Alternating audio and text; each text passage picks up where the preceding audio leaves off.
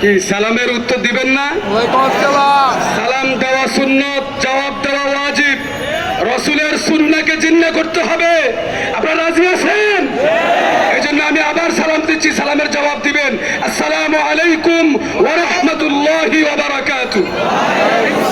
সংগ্রামী বিক্ষুব্ধ জনতা, আমরা অত্যন্ত পরাক্রান্ত হৃদয় নিয়ে আজকের এই প্রতিবাদ সমাবেশে একত্রিত হয়েছি, ঠিক কিনা? হাসিনার পতন হয়েছে, আওয়ামী দুঃশাসনের পতন হয়েছে।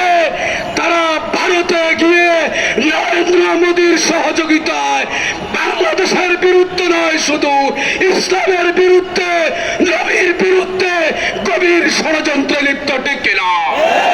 ষড়যন্ত্রকারী যত পররাষ্ট্রের প্রধানমন্ত্রী হন না কেন, আমরা কাউকে ছাড় দিতে পারবো না।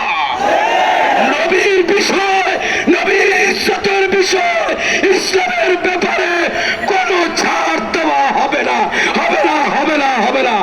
আমরা পরিষ্কার বলে দিতে চাই, অবিলম্বে রসুলের ইজ্জতের অপমাননাকারী যে কুলাঙ্গার রসুলকে বেইজ্জতি করার চেষ্টা করেছে, তাকে গ্রেফতার